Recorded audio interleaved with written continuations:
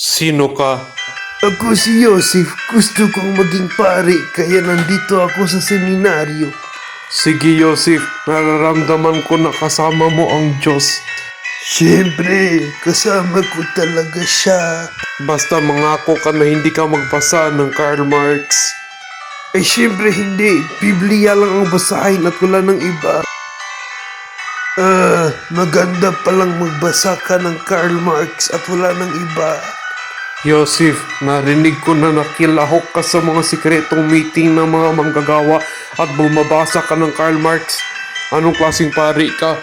Hindi na ako naniniwala sa Diyos. Maniwala ako na komunismo ang hinaharap. Layas ka dito, Joseph. Nasa Siberia na ako. Dapat makatakas ako rito. Kamatayan sa Tsar ng Russia.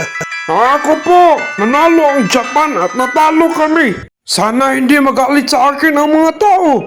Maraming galit sa Tsar ngayon dahil natalo siya sa Japan tapos binaril ng mga sundalo niya ang mga nagproprotesta para lang magkaroon ng magandang buhay at patay na sila. Ito ang himagsikan ng 1905. Walang nagbago sa himagsikang ito dahil nasa pwesto pa niya ang Tsar. Sino ka? Ako si Kuba, magnanakaw ako at ang mga pera na ninakaw ko pwedeng gamitin para pondo sa mga Bolshevik. Wow! Grabe ka naman! Magnakaw ka pala, Kuba? Astig. Sa pang-apat na kongreso sa Stockholm, hindi ko susuportahin ang pagnakaw ng mga bangko para magkaroon tayo ng pondo. Alam mo, Kuba, baliw ang mga Menshevik, mabuti Bolshevik tayo. Sus, kahit tag-init na kaya ko rin magnakaw ng bangko. Hunyo 26, 1907, nagawa talaga yun ni Koba at ni Kamo sa bangko ng Tiflis. Sa taong 1914, nagsimula ang unang digmaang pandaigdig, sumali ang Rusya sa Agosto. Taong 1916, may sapilitang pagpapasundalo sa Rusya. Sa panahong ito, si Stalin, tama yan ang bagong pangalan niya, ay tinanggihan sa pagiging sundalo kasi mas maiksi ang kaliwang braso niya kaysa sa kabilang braso niya. Sa Pebrero 1917, nagsimula ang bagong himagsikan sa Rusya.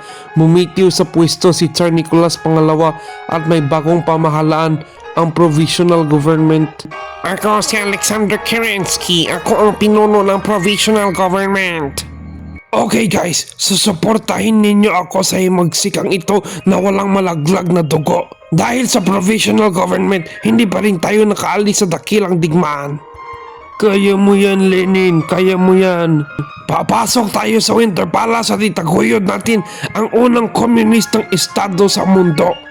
Hooray! Matagumpay! Hooray! Pagkatapos ng digmaang sibil sa Rusya, may stroke si Lenin at siya ay namatay sa taong 1924. Nagiging mumi si Vladimir Lenin.